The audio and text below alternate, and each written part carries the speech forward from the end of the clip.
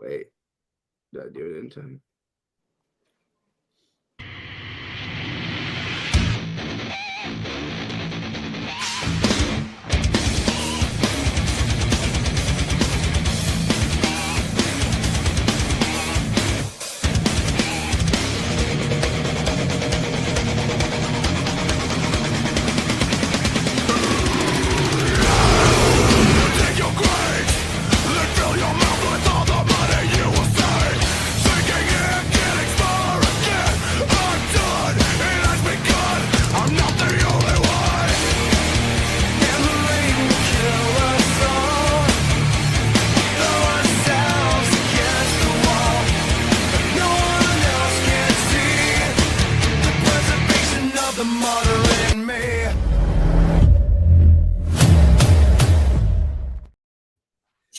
Oh, ladies and gentlemen, boys and girls, children of all ages.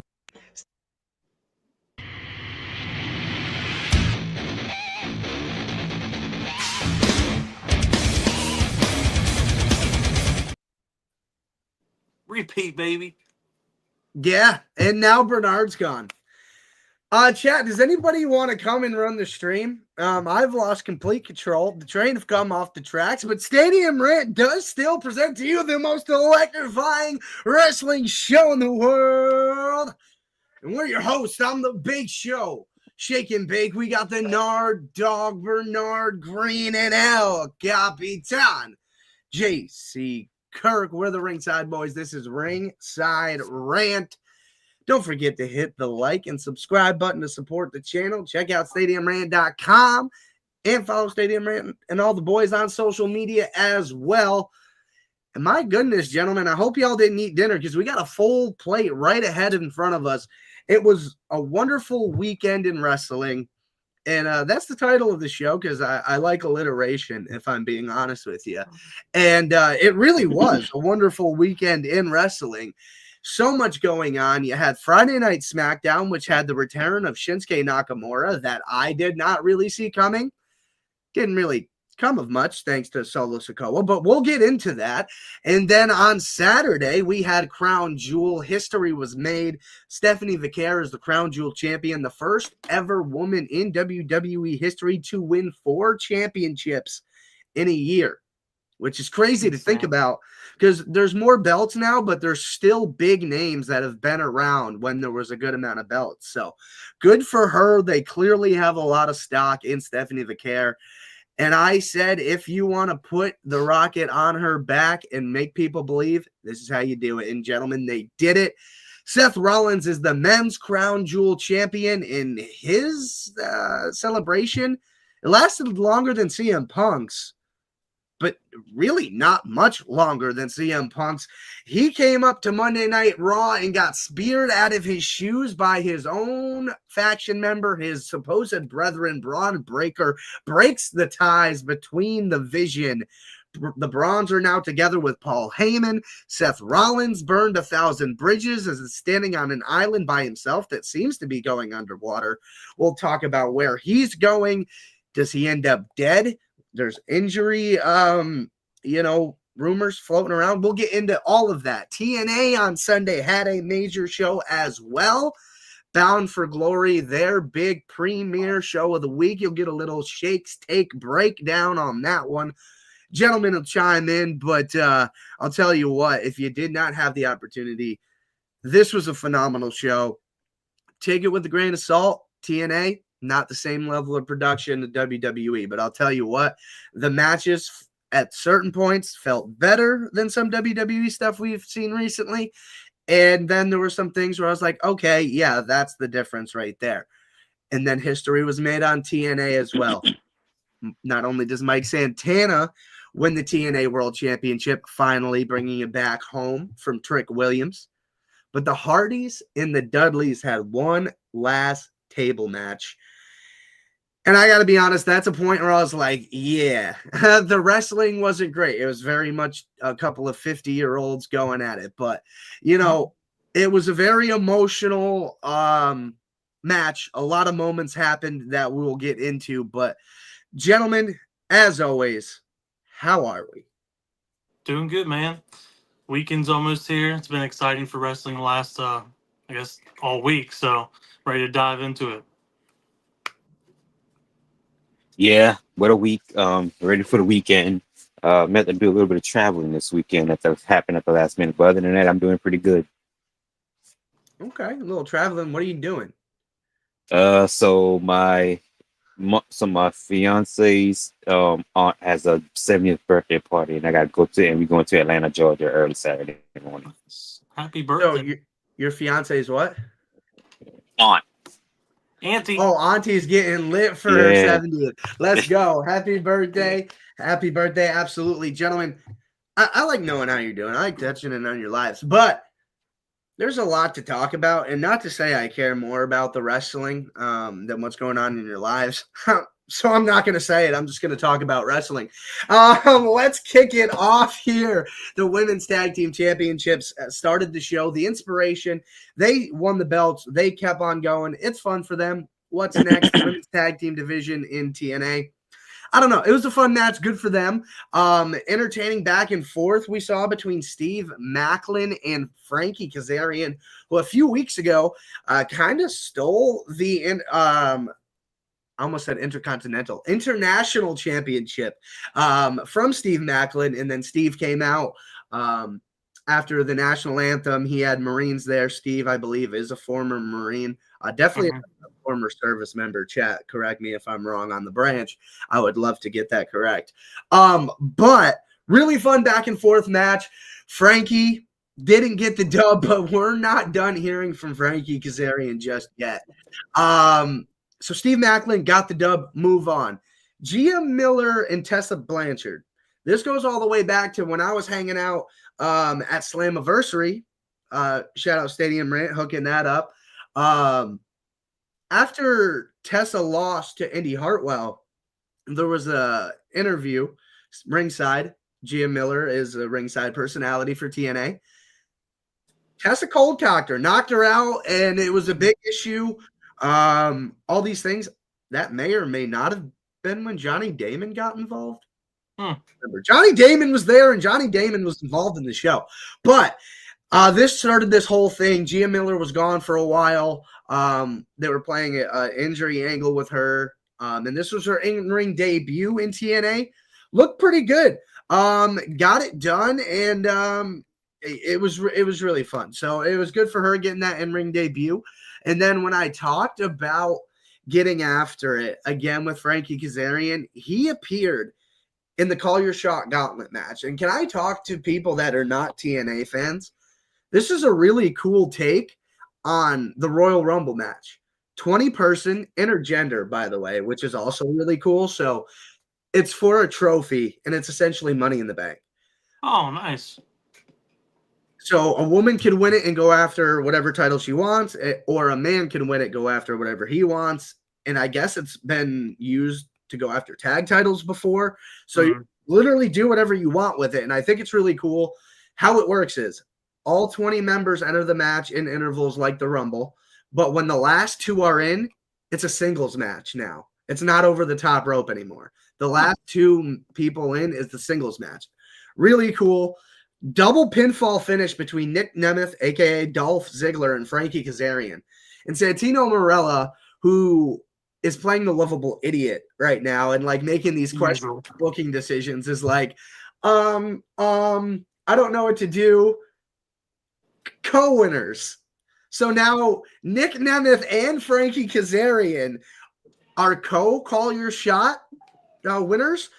So I don't know if this means only one of them can cash in and it's like a race now who does it first, or if they both have the opportunity. I don't know. But later in the show, that comes into fruition. And that's why the initial reaction, and I saw the look on JC's face, why would you do a double winner? I don't understand that. Why not restart the singles match? Well, later on, I'll skip to the main event here, I guess. And I could just cap off the rest of the stuff because it's just a couple mentions here. But in the main event, Trick Williams, Mike Santana, great match. Mike Santana gets the win, really emotional. That loss at Slammiversary was to build this win. And I get it. it wasn't in his hometown, but I don't think it was any less of a moment. That building absolutely erupted when that bell rang. And then this is what happened. He was celebrating a little bit. Nick Nemeth's music hits, right? Oh, geez. And then someone comes out and attacks Nick Nemeth, but then the lights go out. Or does God, I wish I remembered exactly how it happened, but Nick Nemeth doesn't end up cashing in, doesn't get the opportunity. Lights go out. Then all of a sudden, Frankie Kazarian is behind Mike Santana, ready to cash in. So that's where I'm like, okay, this could be kind of cool. It is really confusing. I think they need to define what this actually means. But immediately I was like, okay, I see what they're trying to do. They just need to make this work somehow. I see it. I think it could be cool. What do you guys think of that format? I like it. Money in the Bank mixed with Royal Rumble. That's kind of different. It's cool though. I like that. God, Frankie Kazarian, he was all over that pay-per-view. He was, and that was the thing. Ryan Nemeth was also in the match, Nick's brother, and that was an interesting dynamic. But yeah, Frankie, after losing, got right in it. And then you saw Zarya on Tuesday after losing. She got right in that women's battle royal. So that's happening a lot now, which I think it's kind of cool. It's kind of like 2 matches in one night, Iron Man stuff. BG, Yeah. How do you feel? Hey, I like it. It's called. I like it that they're thinking outside the box with these types of stuff, other than just kind of regular traditional, matches or stipulation matches and all. I like it. I don't know too much of the intergender stuff, but That's I crazy. do like the format of I do like the format they're doing, like when they win the Money in the Bank, they cash in or whatever title they want to, whenever they want to. It doesn't have to be like a major flagship championship or anything like that. They can do like almost like free for all for cards. So, but I like it. Yeah. I kind of like it. Yeah. Yeah, it's a really cool, interesting thing. And I think the more I think about the intergender stuff, I understand the reservations, but that happens a lot on the indies. Oh yeah, it's everywhere in the Because Indies. that the reason that happens is I'm starting to realize is like your early matches are going to be with your coaches. And Yeah. if your coach happens to be the opposite gender, it is what it is. I mean, and it's just really cool to me to see the women get that opportunity to be square up with the men. And I believe a woman has won the gauntlet match. So it is interesting to see that. Little bit of girl power there, I guess. Shout out that. But right onto it, TNA Knockouts World Championship. Kalani Jordan versus Indy Hartwell. Kalani won. Indy looked good, though. This was a back-and-forth match. I really felt like they both had an opportunity to win, so it was nothing I was upset about either way. I was rooting for Indy because I want to see her win. I believe she's starting. Yeah. I don't want to say this sentence, but there's another way to say this. She's starting to win some independent promotion championships. So that's good for her as well. So it's kind of that rebuilding of her character. And in WWE, she was drafted as the NXT Women's Champion. She never lost that title. She kind of got, I don't want to say shafted. There was just nothing for her to do on the main roster. So that's just really unfortunate. And I'm really rooting for her. So I was glad to see her. You don't always have to win, right? I say that a lot. No. And I'm glad to see her perform well in the match. Hardcore War, the system, which is Moose's group, along with Alicia and Brian Edwards and Brian Myers, if I'm not mistaken, versus Order 4, which is Mustafa Ali's group. That was a really fun match. That was War Games-esque. 2 people start, people come in intervals. There's an advantage. 1 comes from each team at a time. And the catch to it is each person comes in with a different weapon of their choice. Oh, nice. And Moose came out with a chain that he used and strapped around his body to spear somebody, which was insane. The system won. Alicia Edwards pulled out thumbtacks, dumped them all over the ring. She got put into the thumbtacks, which kind of was the catalyst that started the comeback for the system. They're like, you're not going to do that to her. Wait a second. No way. And that kind of kicked it all up, and the system took him down. Really fun match. And with no cage involved, I was kind of like, okay, I was shocked. I didn't feel like it was War Games because it's not supposed to. But I felt like that was a really fun alternative. And when you look at things like TNA, you can only do so many things so far outside of the box because that's what WWE does for the most part, right? They try to be ahead of that stuff without getting too graphic, obviously. But would you guys, is that something that entices you to be like, okay, I think I'm going to watch TNA big shows more at least? Yeah, I would definitely, big shows. You would think even with their little partnership too that WWE would allow them to do some stuff too, like even add a cage or some other stuff. But I think this is, it's good for TNA. It's good to grow the audience as well, and it's something even WWE can learn.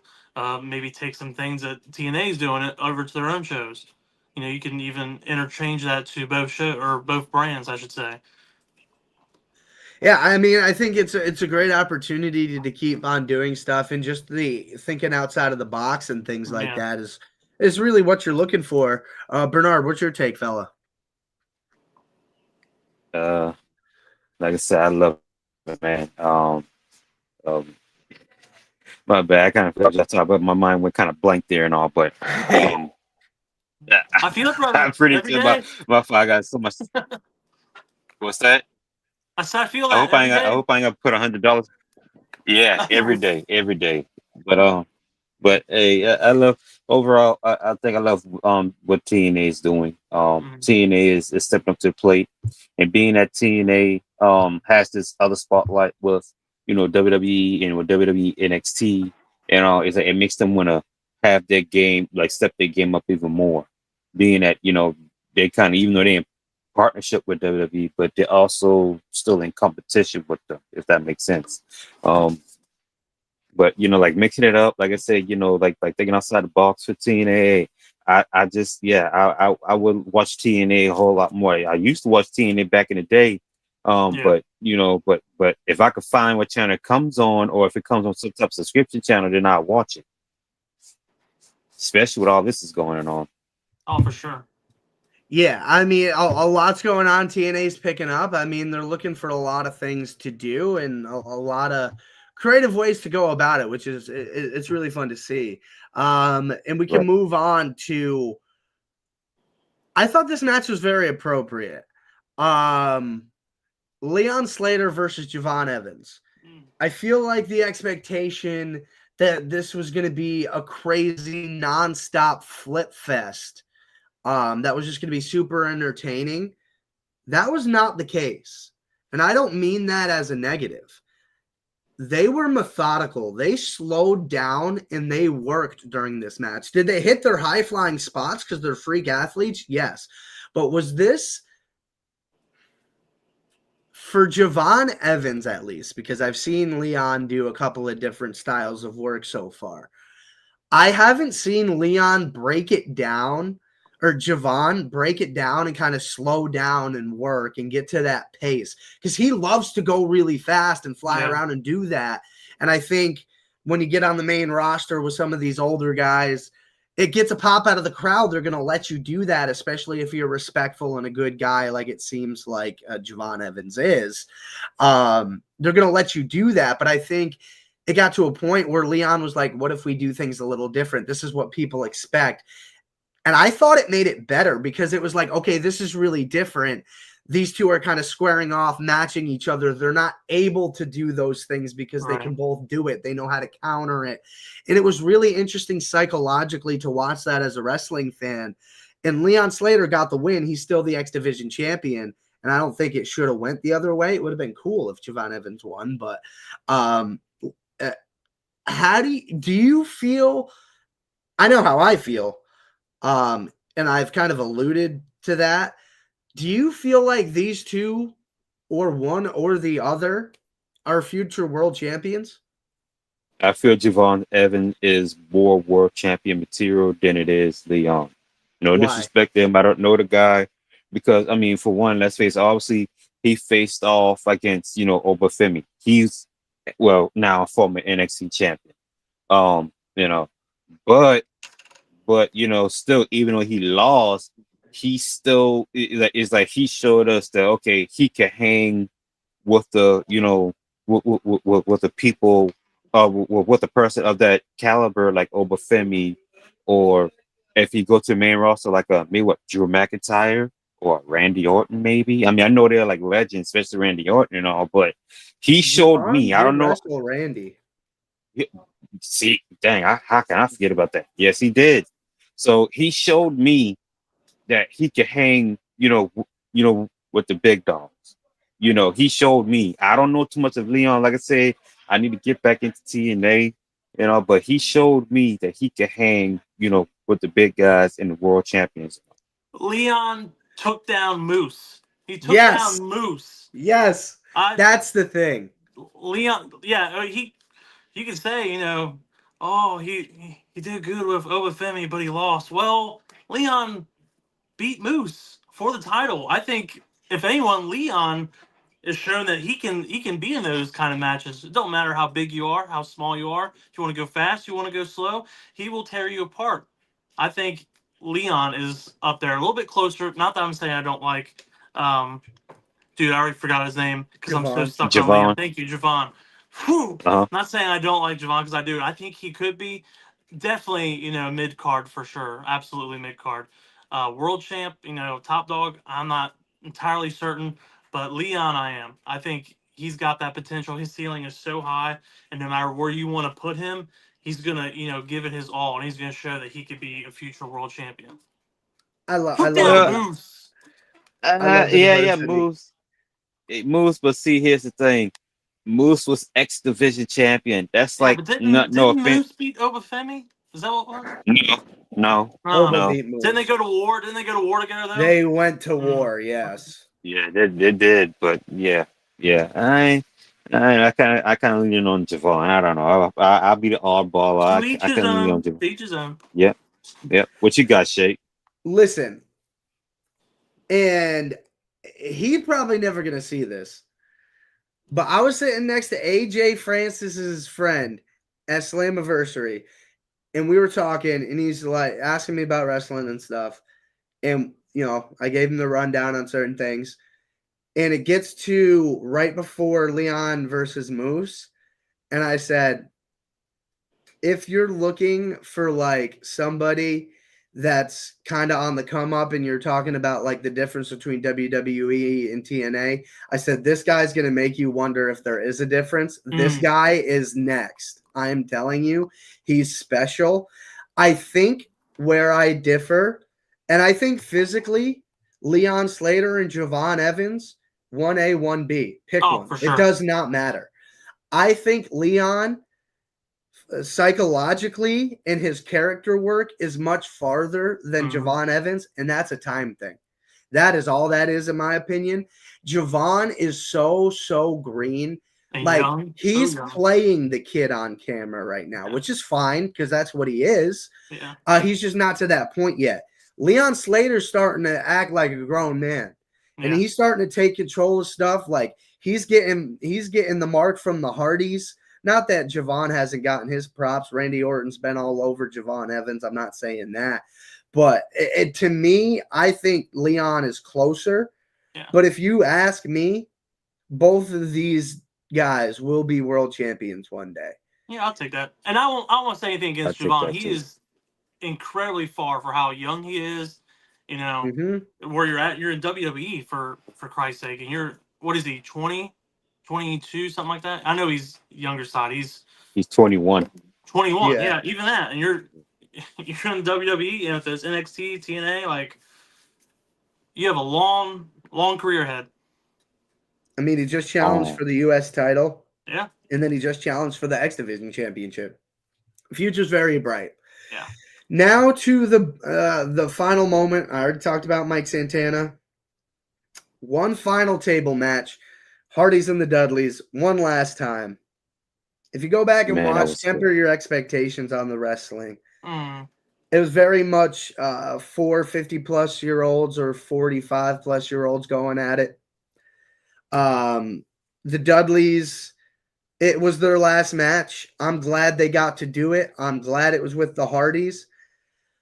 My line of thinking to this match was absolutely correct, but I went in the wrong direction. My thought was that the Hardys were going to put over the Dudleys and say, you're on the same level. We're going to go into the sunset on the same level. You won the NXT tag titles. We're as decorated as the other.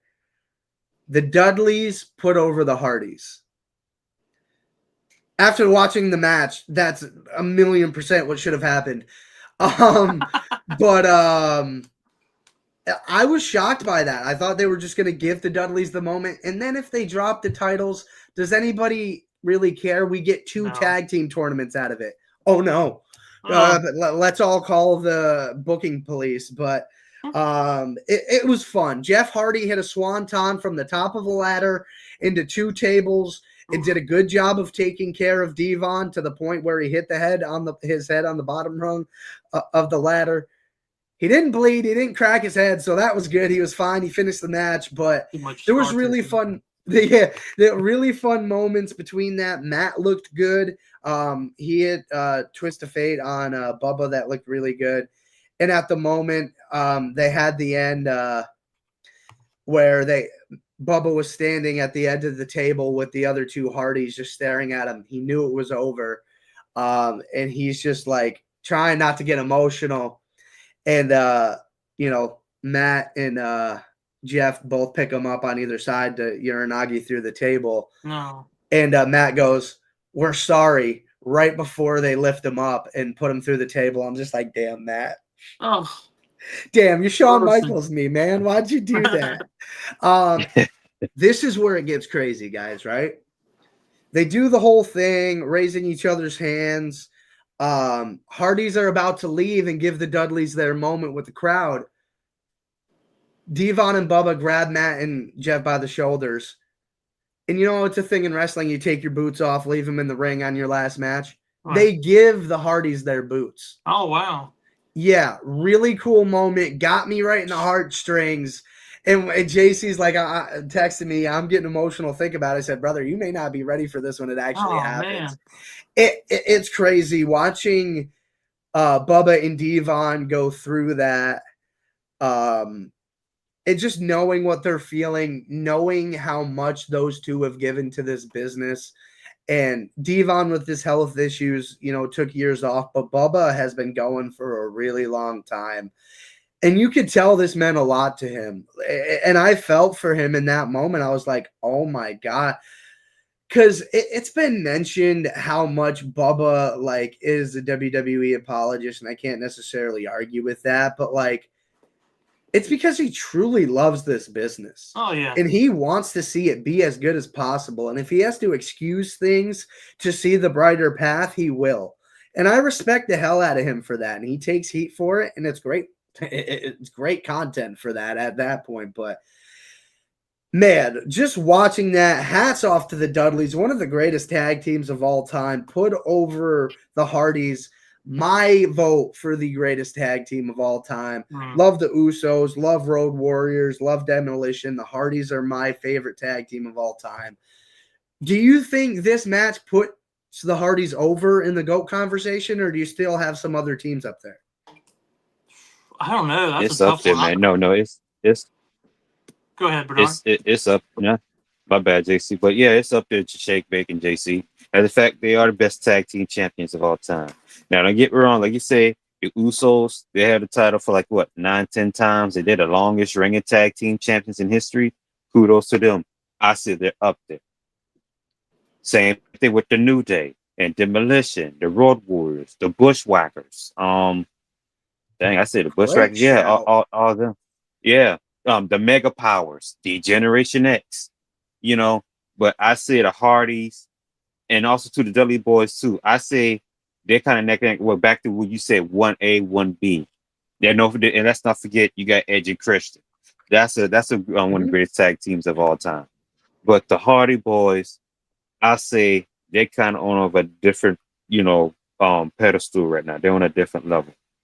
And to those first 4 or 5 tag teams I just named out, the Hardys, the Dudley Boys, Edge and Christian, and the New Day and the Usos, if that's not the true definition of tag team wrestling, I don't know what is.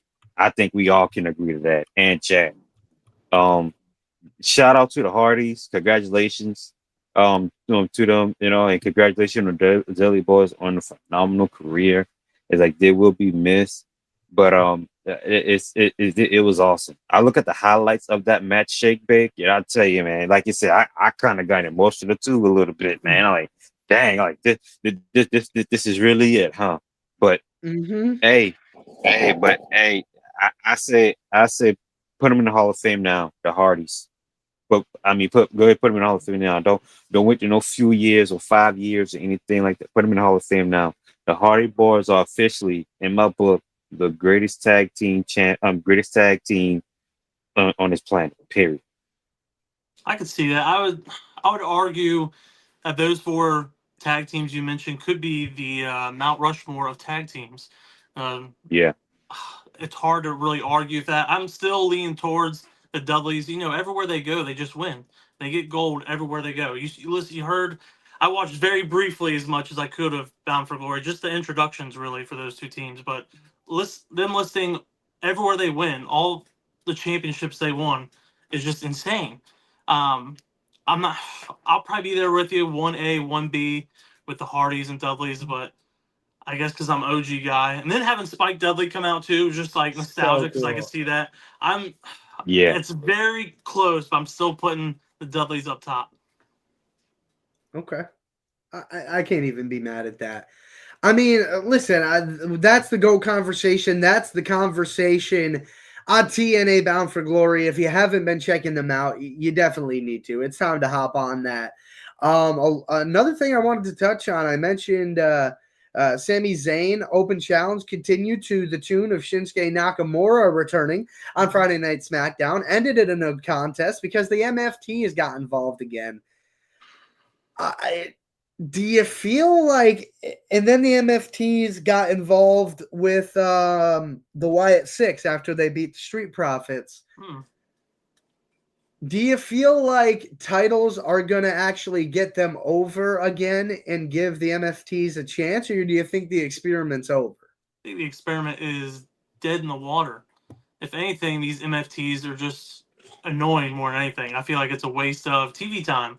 I hate to be that way, but it's kind of looking back of wondering what the Wyatts were doing until they've had this little run. Now I'm wondering what is the MFTs doing besides sitting backstage in the garage, making TikTok videos of their little promos they want to do. Other than that, and come not even be in a real match, but come and just break stuff down. I don't know. I just can't get behind MFTs. It's just maybe when it was the Bloodline, it was all right. This is cool.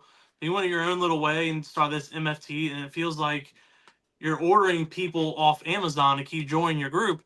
I'm just overwhelmed by it, I guess, or underwhelmed, I should say, and it just doesn't faze me, unfortunately. Yeah. Yeah, me too. I must agree with you, JC. I'm just not into it. Like you said, they're more annoying than they are serious. It's like well, I guess what they say, if you don't broke, don't fix it, or don't mess with the originals type, situation here. This is where I'm at with MFT. I'm not sold on number one. Tonga Loa sucks. He sucks for one. Tamatonga, Tamatonga. He got he got that dog in him. I see that. And then you got Talatonga, that big tall one. I think he's just taking up space. That's all it is. He just taking up space. Lots of space. Yeah, lots of space. That's all they're doing. But now I'm just not into it, man. I'm more of into what the Y6 on what they're doing and stuff than MFT. Man, I kind of get it though. Like, if you're wanting to be, you kind of want your heels when they come out and you're like, oh my god, these people. Oh, I don't want to listen to them. I don't want to see them. But it's just a different kind of annoyance. Like, man, can I just turn this off or mute the TV until they're gone? It's that kind of annoyance. Right. Yeah, it gets really rough, and I don't disagree with you guys, and that's kind of why I brought it up. I thought maybe we might be all on the same page about that. Yeah, is it a way to get them relevant? Do I think I don't know what you do with Solo Sikoa now. Oh, it's going to take a lot to rebuild him. Nobody's career's over after one bad character line, obviously. But I don't know. This thing is not working. I think it's time to move on from it. I don't think. Maybe? I think we're too far down the rabbit hole to do that. Not to, it's happened before, in all fairness, but I don't know. I don't think it hurts. That's where when Solo came up, I think it was too early to make him a leader of a faction. I don't think he was that guy yet. Because when he was just the crazy, no-brained hired gun for Roman, that was awesome. And then he started like plotting that revenge against Roman. That was pretty cool. But then when Roman was gone and he started wearing the suits, it was like, this is not who you are. I respected the attempt. Yeah, it's like, I don't know. I'd prefer to see something different. Hope we can get something different out of Solo. I think if you want to talk about the rest of the MFTs, do they need some time down in NXT? Yeah, I think that could be valuable. They haven't had the time invested that Solo does. Solo's been here since Clash at the Castle 2022. Yeah. Whatever year that was against Drew McIntyre, that's when he debuted. So he's been here, and I think sending him back to NXT, I don't know that it doesn't hurt. I don't want to say it like that, but even if he was like a manager in NXT with the talls and the shorts and the crazies and the quiets, whatever you want to call them. Yeah, it's just I don't know. You got to scrap it. I feel very much with the MFTs like I do with the Dolphins, but we had a reunion on Friday night. Not the only shocking thing to happen. Aleister Black, Damian Priest, last man standing, really fun match. Some fireballs were involved. Things got really crazy. Not only that, Zelina Vega's back with Aleister Black. So, or seemingly, she showed up and they kind of walked off together. So it seems like that's going to be a thing yet again. It really makes sense. Damian Priest left at a rebuild. Aleister Black has a win, can go to the U.S. title. He did lose against Sammy, but once he's done with this open challenge thing, I see that like a realistic path. Yeah. What do you want for Damian Priest now? I want to go back to Raw, honestly. But I don't know who I would take from Raw to send to SmackDown. Not that you would really need to, I guess, but I don't know. I'd like to see him eventually back in the world title picture, but because I feel like even the brief time he had, I feel like he did all right, but I think he has massive potential. I don't know if you want him just to have fun with stuff, bring Bad Bunny back, do some things, or I don't know. I think Damian Priest is over, so you can really put him wherever. If you want him to go after IC, after Dom, if you want to reconnect that Judgment Day versus. Dude, why do I keep forgetting names? I don't know what is it. Damian Priest. Thank you. See, mind blown. But yeah, I don't know if you want to reissue that or even a Finn and Damian. I don't know. It's just there's so many things you could do with them, but I just don't feel like there's not really a rush either. Yeah. Yeah, I say, well, let me finish up with Damian. Let Damian Priest, I guess, maybe continue to shoot maybe a little while longer with Aleister Black, and being as Zelina Vega in the picture, why not bring Damian Priest's girlfriend Lola Vice into the picture? You know, that could be like a fun little thing too, little mixed tag team. You know, I say have that going on, then have Lola Vice come on the main roster, get that main roster, vibrant energy, see what it's like to be on the main roster, and then you just going from there. And then now when that dies down, I kind of shocked on this one. I don't know. Like he can go back to Raw, and he could still stay on SmackDown. But I say, why can't he go back? What's wrong with him going back to NXT? Throw that in the picture. I mean, I just think he's that could be an option over for NXT. Maybe in all honesty, he just needs to take some time off. Just be off TV for a little bit. Maybe come back as a heel. Total Destruction Damian. Who knows? Come back to the Archer of Infamy gimmick even. Yeah. I don't know. There's some stuff you could do with Damian Priest. That's the thing with WWE. And that is kind of a loaded question out of me because there's just such a log jam with championships, right? It's not just like this guy needs a world championship. This guy needs a world championship. While I do like parity in the championship, and I've said before that I think that's part of what the Ruthless made the Ruthless Aggression era so great. And I think Santi said that on Chris Van Vliet's show, is that was part of it. You had world championships left and right, and they were just trying things. And I feel like now that's where you're at again. So we'll see if they start doing that. But I kind of lead towards JC. I'd like to see him towards a world championship again. He is that type of guy. He's proven it. That feud with Gunther was the best Gunther had as world champion. I don't think that's even a knock on Jey Uso. I think it kind of just showed Gunther had some work to do. But yeah, now we can just tap right into Crown Jewel. We got a good, decent amount of time here. Bronson Reed did end up beating Roman Reigns in the Australian Street fight. It was great. It was a whole domination for the division, which kind of made that separation and breakdown at the end of the show kind of confusing. Also, what up, Leroy? I saw you in chat. How you doing tonight, brother? Appreciate you. Welcome in. But yeah, man, that was crazy. I kind of felt like it was a really fun match. People were worried about it. It was really fun. Made sense to give Bronson the win in the hometown. Yeah, I said it. Well, pretty much everybody says it. That was Bronson Reed's biggest win in his career.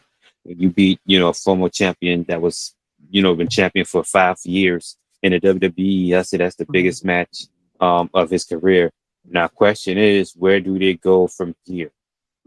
Like after that, being that he beat Roman Reigns, and it's like where does he go from here? Does he catapult himself up into that main event spot as well? As a singles competitor, and can he be a next world champion? That's remain to be seen. And if you are going to book him like that, then do it and do not waste no time. Like I believe last time they're trying to push Bronson Reed, something happened, getting injured, or he ended up getting released, and he got brought back, and then he got injured in War Game, tore both his ankles, blowed him up to pieces. Now saying he's back. He was with Rollins. Now he's with the Vision, and now he just picked up the biggest win of his career. I say WWE needs to go ahead and like book this person and get it right. And as far as Bronson Reed is concerned, he has to stay healthy so that way he could get that major push he was looking for. I'm real upset that it didn't bring back the shoe follow. You got the win. You couldn't take the shoes off. It is what it is, I guess. But yeah, I'm kind of with you. I don't know where. This is the biggest win of his career, yes, but I'm not sure where he goes, especially if the turn on Seth, because it looks like Breakker's wanting the world title. Mm-hmm. So I wouldn't say, hey, maybe they go after the tag team, because you're not going to go after a tag team if Breakker's holding up that world championship. Maybe Bronson goes to a mid card, because I don't think he'll be in the Undisputed Championship either. So maybe this is when they start gold collecting at this point, and maybe Heyman's the one who, obviously leads them forcefully. Obviously, so it looks like he's out of fear, but I don't know. Maybe he'll go mid card, or they'll just keep on their destruction through the whole show, I guess.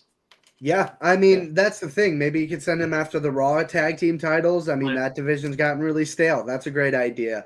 If you don't want to, I mean, how cool would that be? World champion, intercontinental champion, tag team champions. Insane. That would be insane. Stephanie Vaquer, because we got some stuff we want to get to with y'all. Stephanie Vaquer did beat Tiffany Stratton. I said, put the rocket on this woman's back, go to the moon. Great match. Stephanie Vaquer, like I said, made history. First woman ever to collect 4 belts in WWE in 1 year. Crazy. Hats off to her. That woman's the truth. I don't have much else to say. I mean, it was just a fantastic match. These two women, it was very step for step. They hung with each other the entire time. This is what you were looking for in a champion versus championship match, and I think the right woman won. Yeah, I thought it was a great match. I think, like you said, Stephanie's going to the moon. Now, wherever she touches is turning the gold. So it's not my really concern of what Stephanie's going to do because, like I said, she's going to flourish wherever she does now, especially after, like I said, 4 titles in a year is absolutely insane. The company obviously entrusts her and, believes in her. My only concern is what's going to happen to Tiffany. You lose this, your match is going to be kind of stale with your title defenses. I don't know how much longer you're going to carry that title or what the future plan is. I think this is part of the moving out plan. Yeah, pack your bags kind of deal. Yeah, I kind of see the same thing. Congratulations to Stephanie Vaquer. I say, hey, just that accolade alone, Shake, Vic, and JC, first woman to have 4 titles in 1 year, put her in the Hall of Fame too. Yeah. Just by that alone. Just by that alone. As far as Tiffany's concerned, I think she's gonna be in a Saturday night's main event match with Jade Cargill for the women's championship. I don't know if it's been made official yet, but if so, then I think they're gonna have Jade be the one to take the title off of Tiffany. But I don't know if Jade ready for that spotlight. I guess she's not ready. People saying she's not ready. She's still green. But I think that's the direction they're going with that. But as far as Tiffany's concerned, she's been undefeated up until Crown Jewel in all of 2025. But I think it's time to take the title off her. Put the title on Jade or whomever. And then we just go from there. But I think Tiffy time is up for right now. Right now. Yeah. Yeah, I mean, we'll have to see how that all ends up playing out. Things like that. But yeah, I mean, listen, chat, there was another match here. Little women's tag team match, and there's a lot of layers to it. We had Rhea Ripley, Io Sky beating the Kabuki Warriors, Asuka and Kairi Sane. I think that's the first time in 3 weeks I didn't screw that up the first time I did it, so not a big deal. But what we're going to do, chat, I talked about being methodical, breaking things down, being psychological with it. We're going to peel the curtain back. We're going to head on back to the green room. Welcome to the green room. Green room. Everything you need on the one place. Everything sound great up in the green room. Green room. Mike so clean, GREENROOM, green room. Get on the mic. All right, guys. So this is the green room segment here. So I'm gonna dive in on the true history of. We're gonna go to trip down memory lane in Japan as far as 2 former friends, Asuka, aka Kana, as you know in Japan, and Io Sky, as you know as Io Shirai in Japan. This whole thing, like you said, Shake, Vic, and JC, there's some layers to it. I told JC about the story on commercial break when you was doing Saturday, but being that you're here, I'm gonna go ahead and tell you guys the whole story, what happened, and I'm gonna try and get this down as short as possible. So, long story short, back in 2010, Asuka, Io Sky, and her sister Mio Sky, they formed this group and faction called Triple Tails, and that's when there was like this outlaw group where they don't stand against the Juji wrestling chain of command situation, wherever is this going on in Japan and all, where Asuka break it down on her YouTube channel, Kana-chan TV. And guys, if you haven't subscribed to her channel, subscribe to it. She's so awesome on there and funny and all that stuff. Go subscribe to it. You'll love it. She explained that there's a very strict code in Japan called the senpai and the kohai. Now, those of you not familiar with that, the senpai is the senior veteran in the Juji wrestling world, and junior is the kohai in the Juji wrestling world, and the kohai got to follow the senpai in the Juji wrestling world. However, Oscar and Io and her sister Mio, they didn't really was down with that. Oscar be calling it out. She was like outdated and all that fun stuff. And it called it outdated and all. So they rebelled against that. That's in 2010. However, in 2011, things got kind of interesting. Io Sky signs with Stardom, and Oscar didn't want nothing to do with Stardom. And I kind of know why. Before all of that, Oscar had a partner named Nani Tanahashi or Nani Tanakashi. They had I guess they were partners and they were former friends or whatnot and all. And I guess somehow at the time Oscar was the kohai and Nani Tanakashi was the senpai, the senior. However, things get breaking down, and I guess she started, Stardom. And for those who follow Oscar, it's like Oscar don't want jack shit to do with Stardom up until this day. The promotion, the people at the promotion at the time, they didn't want nothing. She didn't want nothing to do with it, and she rebelled against it. However, Io Sky announced the breakup of Triple Tails due to the fact that she's signing with Stardom. The very promotion and the very people and what they stand for that Oscar despised. Everything what they stand for. So this layers this thing is about personal legacy and respect. I'm on the personal aspect of it now, which I'm about to finish up. Oscar feels that Io betrayed her. That was the first time. After everything, I guess she take it as after everything that went down. You betrayed me to go to this company, which we all rebel against, which I mostly despise and rebel against, and you're gonna sign with their company? Like, how dare you? That's one. Okay.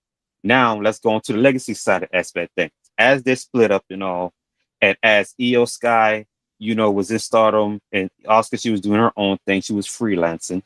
Like I said, just bear with me, guys. Io Sky was rising to the top in Stardom, winning championships, I guess breaking records and everything like that. And in everybody else's eyes, she surpasses Oscar, the senpai, the senior. And I guess she didn't like that. I wouldn't say she wasn't jealous, but I guess she didn't like that because she still felt betrayal at that time. So that's strike two. She thinks that she better than everyone. Then up until this point, Io Sky became the first Japanese woman and first Japanese wrestler since Ricky the Dragon Steamboat to win a WrestleMania match. And Oscar tried 6-7 attempts, and she couldn't even win one WrestleMania match. So that's strike two. And about strike three, is about respect. Oscar feels that Io doesn't respect her. Io doesn't, she thinks that Io's a puppet, Io's gonna be a puppet for the rest of her life. And keep in mind, when she said that in her YouTube channel, I believe she's saying that referring back to when she signed with Stardom back in 2011. Because Oscar, like I said, Oscar know what time it was when that happened. They're not using Io Sky as talent, but they're using Io Sky and the other senpai and senior wrestlers or veterans and all. They just to get back at Oscar because Oscar pissed them off, because Oscar called them out on their bullshit. So it's more layers to it. I'll get more into it probably next week or so. But that's the story dynamic of this whole storyline, which is Oscar feels betrayed, she feels disrespected, and she feels unappreciated by her kohai, wrestler and partner and friend Io Sky. And then that's when it leaves Kairi Sane in the mix. She thinks this senpai kohai thing is outdated. She thinks it's stupid and all. And it's just that it's a whole lot going on. But more of the story I get out of this, and I'll tell you guys and JC Kurt and Shake Bake and Chat, is that what your friends, it's like no matter what your partner or your friend ever do and all, number one, your friendship is being tested, your loyalty is being tested. And like I said, for what I know, for what I've seen from Oscar and other Asian companies, Asian people and all, they're really big on loyalty. And once you break that, that's it. You're done. it's easy to break that loyalty and friendship, but it's very hard to gain it back because you don't betrayed them. They don't look at you as a betrayer, and then they'll disown you. So this is, Bernard. This is the green room segment, and that's when I'm gonna turn it over to you two, Shake, Big, and JC Kurt. What do y'all? Well, first of all, how did y'all like the green room segment? And two, like, what are y'all thoughts on all of this, on how I break it down and what I just said? That was a good segment. I think now you can see why Asuka has all this built up frustration, but God, it's just, I can see why she would feel betrayed, but at the same time, like, I agree with how Kyrie feels. Like, that is very outdated. Yeah. I don't know. I still don't think Io's really in the wrong. She's trying to do her thing. Obviously, she's not really, thinking how this would affect Asuka. She's just wanting to, improve herself, which anyone should. You want to put yourself first. Obviously, you want to put your friends there too, but you want to look at your own career and your own life and do better for yourself. And I think that's what Io is looking at too. It doesn't matter if yes, you brought me into this game, you brought me into WWE. Heck, all of us in WWE because of you, Asuka. But I guess it's kind of like this Becky Lynch, Charlotte Flair gimmick. Situation at that time where Becky said to her, "No, I'm not going to be back in the shadows while you be the star and you do all this stuff in front too." It's like, I'm here because I want to show the people what I can do as well. Yeah, I mean, it's a really fun way to play it out. And I think this goes directly with how I've been feeling about Io since they started putting her in the world title picture after War Games, right? How she was always a footnote in these storylines. And I was like, I'm really kind of getting sick of this. Like, we need to see more of Io. And it's a slow burn. Now it's the point where, okay, well, who's going to put her over? She beat Rhea, and it didn't really make that big of an impact. People love Rhea too much.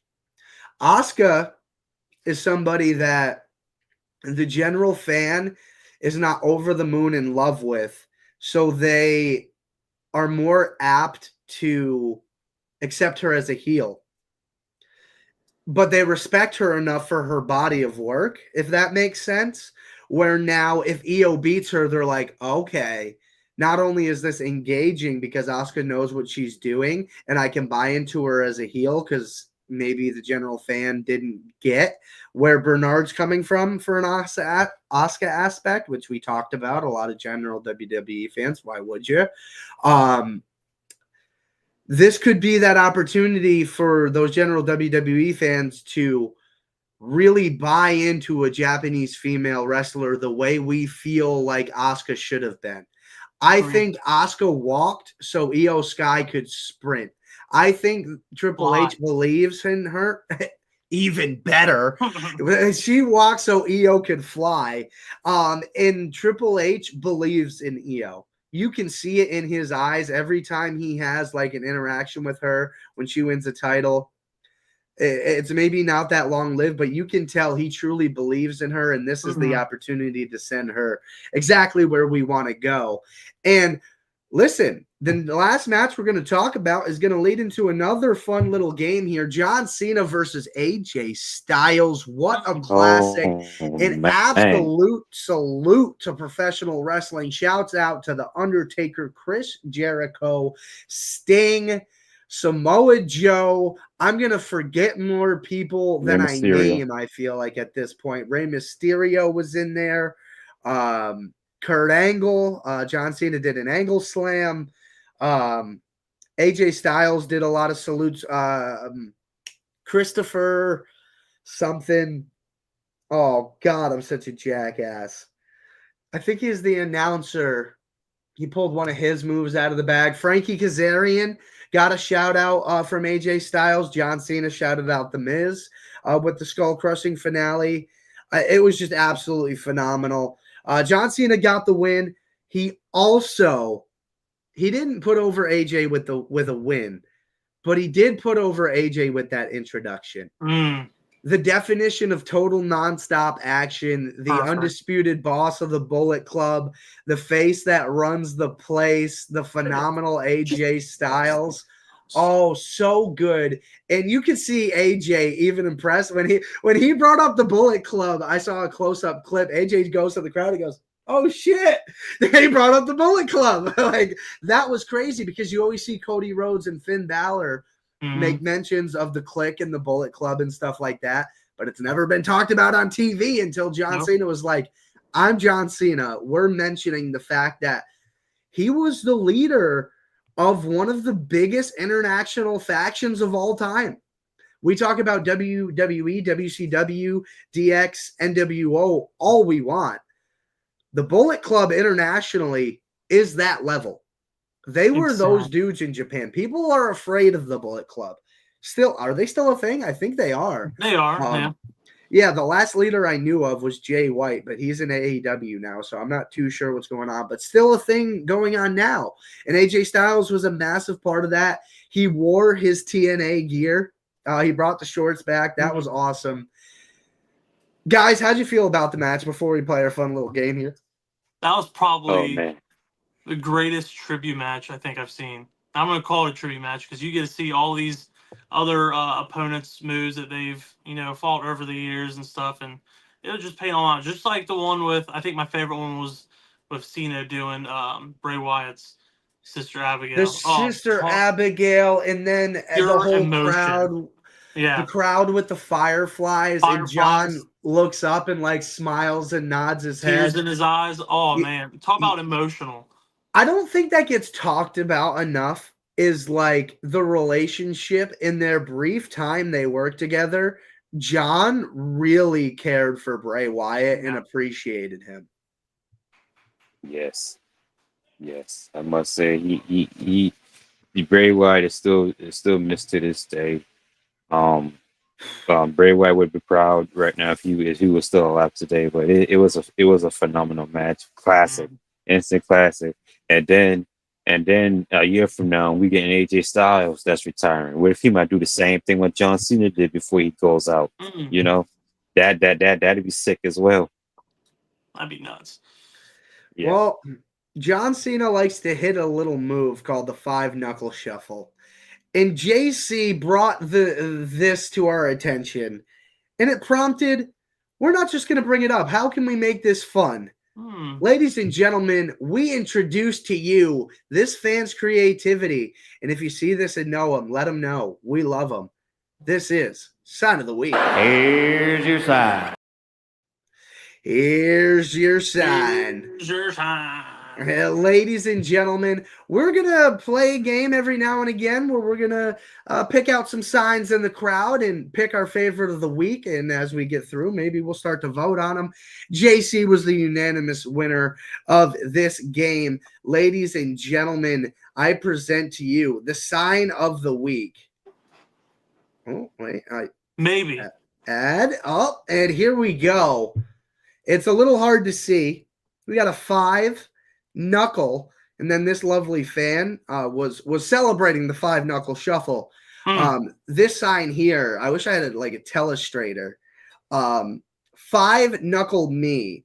So I imagine there's like a circle and you're just like punching through it is what? Yeah, I don't think that's it, but we'll go ahead and pretend it is his mouth open? I don't know what he meant by that necessarily, but funny sign. Here's your sign. That's your sign of the week. Gentlemen, how do you feel about the fact that fans are allowed to bring signs back in again?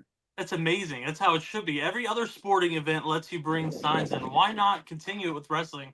The best part about that sign isn't even 5-knuckle me. It's the fact that they misspelled the word knuckle. Where's the other K? You put K-N-U-C-L-E. It is not how you spell knuckle. At My least brain spell it correctly. that. But yes, you should bring signs. I don't care if you're blocking someone behind me. I don't care if I'm blocking you. You're going to read my dang sign. I took time making it. Read it. Put it on TV. Hey, yeah, it's awesome, man. I like signs. Yeah, like I said, WWE.